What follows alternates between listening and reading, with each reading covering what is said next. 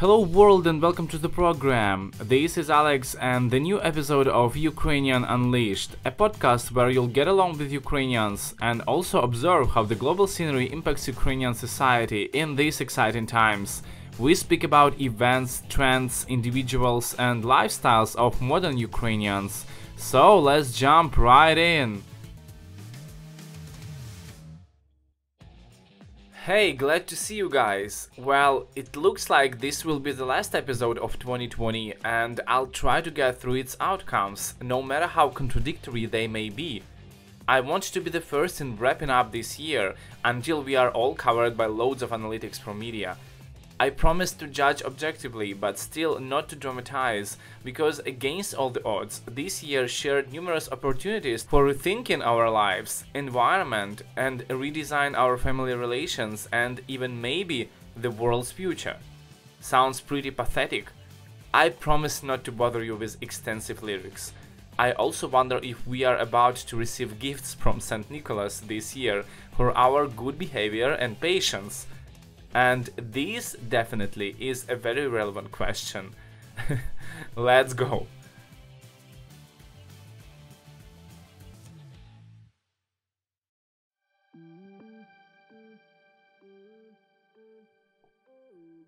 I'm delighted to see you again. Happy holidays everyone, and I hope you already have good plans for Christmas and New Year. A warm family or friendly company is, I think, what we all need now. I summarized the results of 2020 and I can already see how crucial this year has been for me.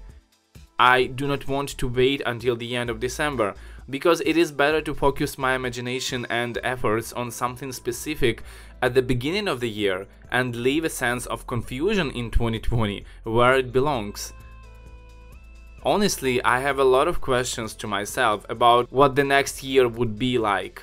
And what opportunities will it open up for me in general? But no matter what, it is always worth trying. A new experience will come in handy. By the way, it's because I didn't want to get bored in quarantine earlier this year this podcast was created. And this is one of my best achievements and a vivid example of how creative energy can work even in a situation where circumstances are quite unfavorable. Therefore, let me bend my fingers to count what changes have happened to me in 2020.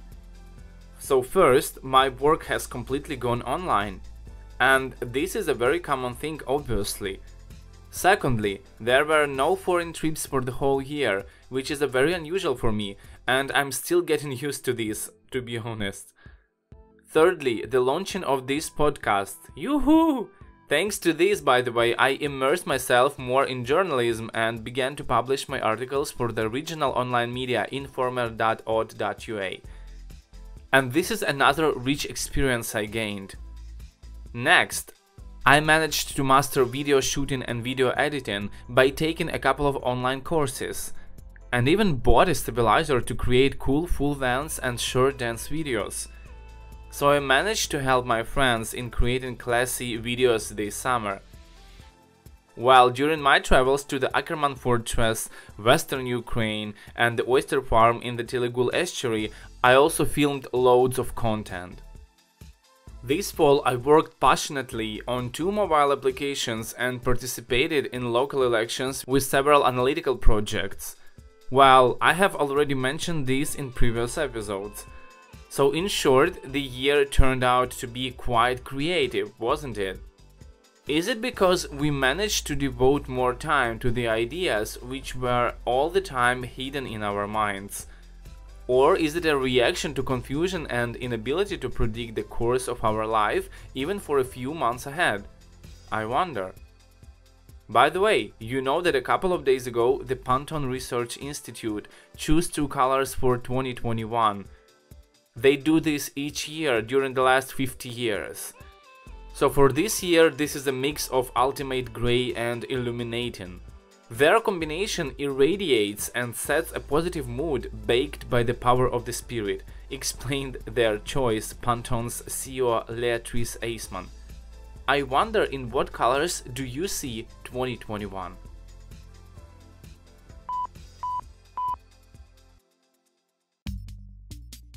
Well, dozens of events this year were connected with the coronavirus and became its consequences.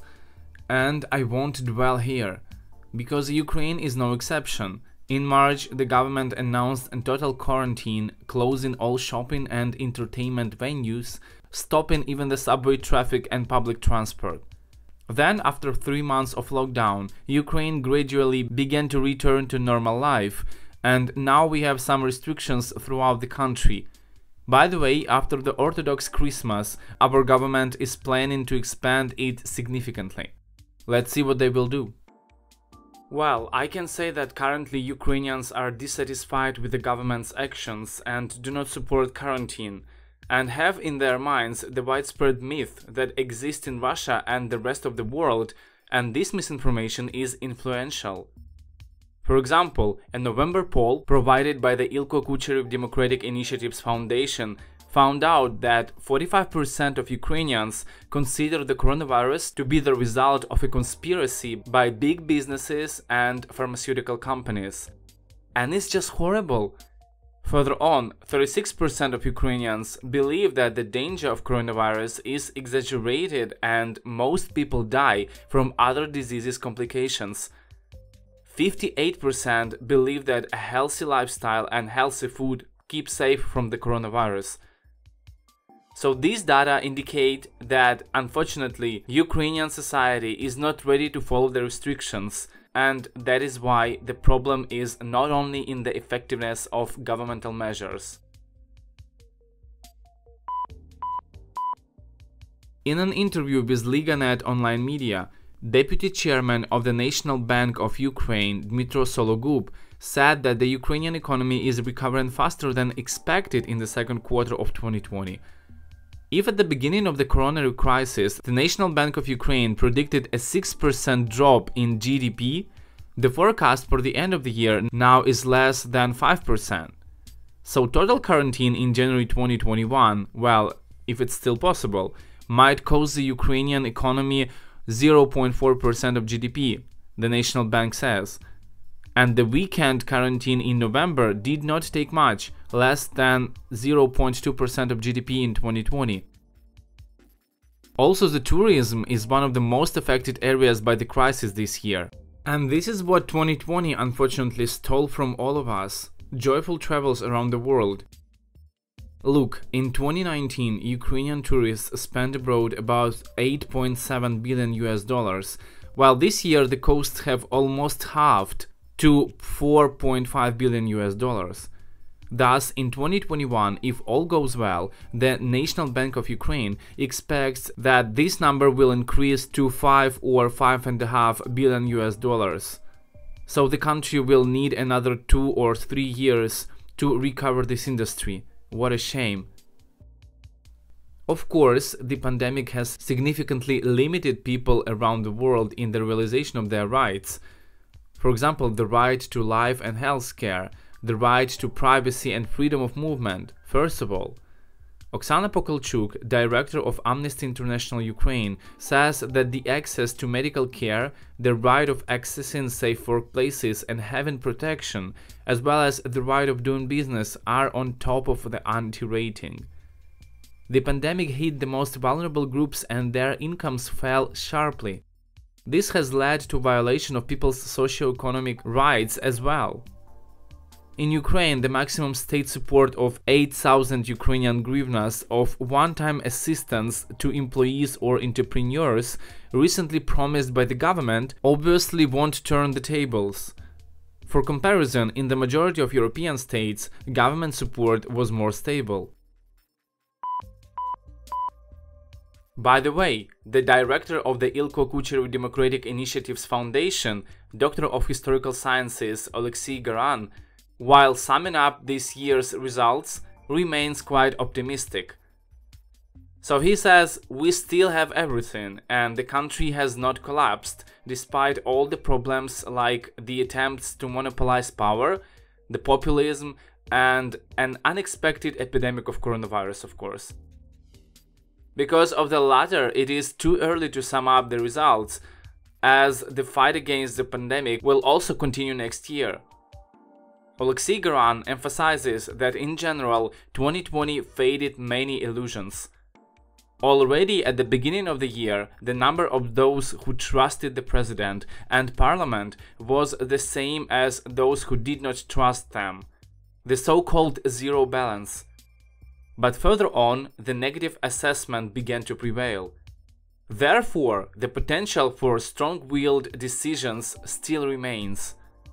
However, next year Zelensky will have to maneuver as his dependence on those he trusts, and there are very few of them, unfortunately, and on other situational allies, is growing, which suggests that opportunities for reform have been already missed. They could be done when there was a clear majority in the Ukrainian parliament, rather than spending energy on populist decisions. So this is the opinion expressed by Alexei Garan about the political situation in the country. Good news that this year the number of victims in Donbass will be less than last year's. And this is definitely a positive outcome. However, the offers made by Russia are still unacceptable and the situation in the region remains tense.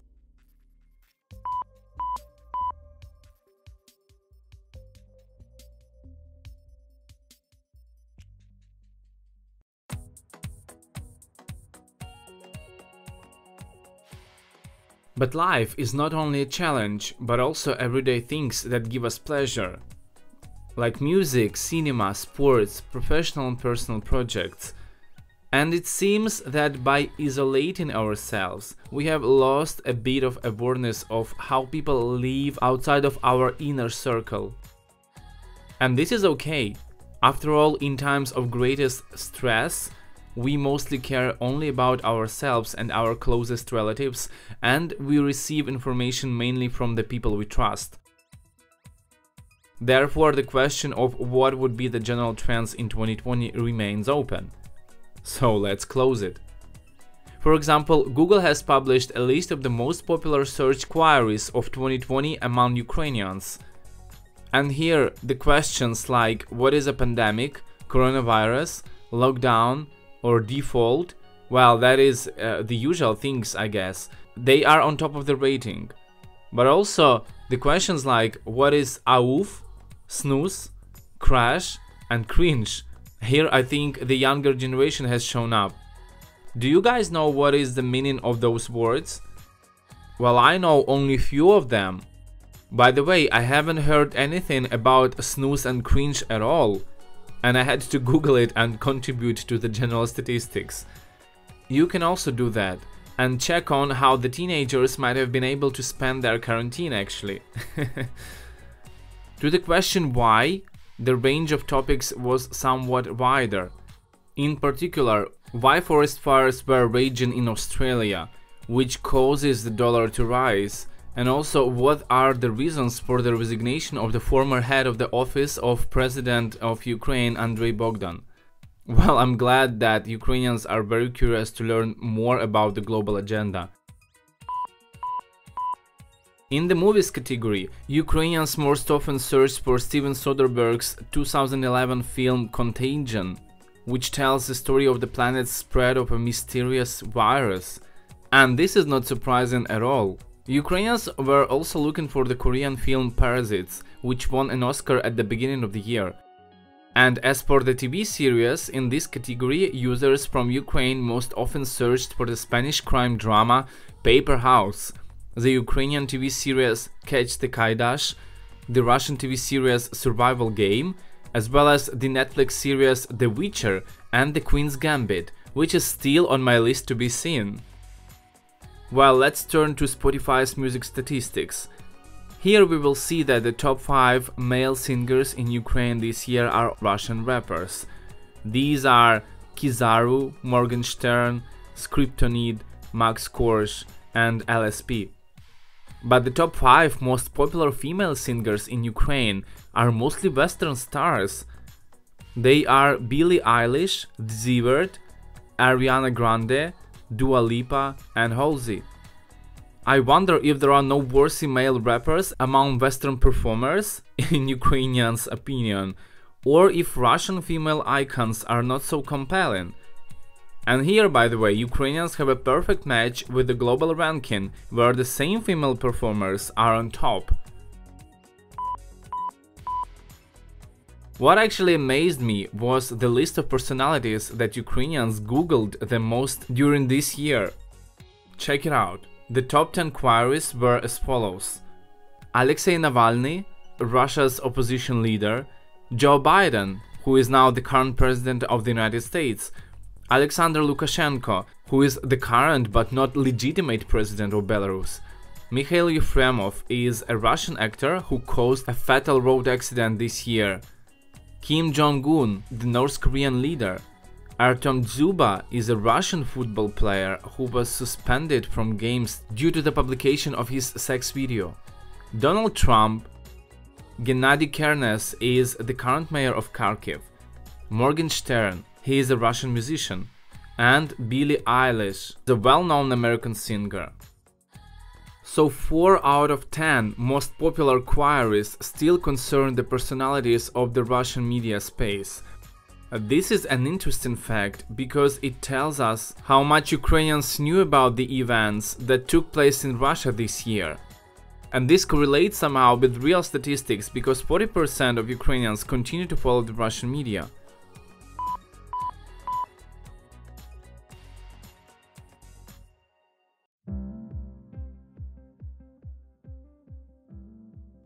This year will be deeply pictured in our minds.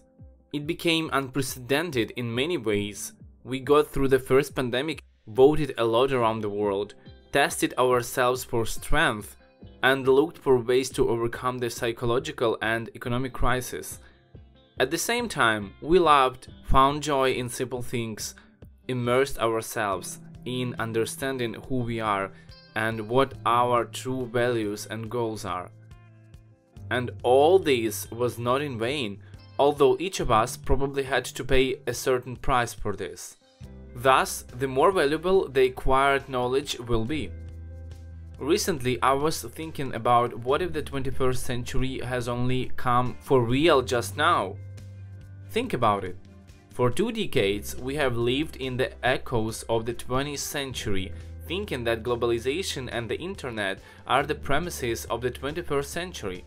But this we've got from the late 90s, like many other cool things that surround us today. So maybe there is still much more to discover. In my imagination, 2020 is like the tale of a 20th century comet that is already burning up. Do you see how old heroes pass out of mind everywhere? In cinema, music, politics. And technology is getting smarter than we expected. We are losing anonymity, stability, and truthfulness. Even being in a limited circle of communication without even changing our location. And maybe in these new realities we need to be really flexible and ready for change. So let's nail it in 2021. Thank you for being with me. See you next year. Happy holidays and keep well.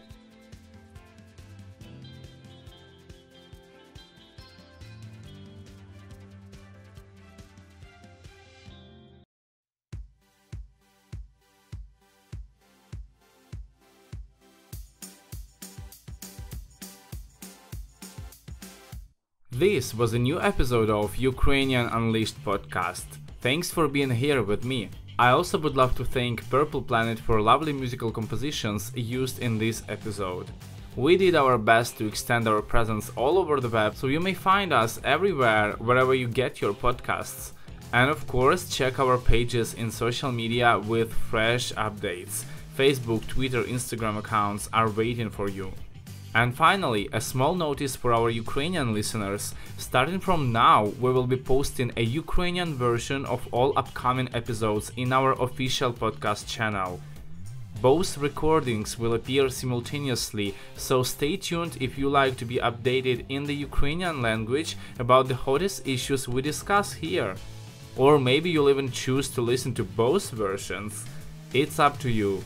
The more options we have, the closer we get. See you very soon, guys.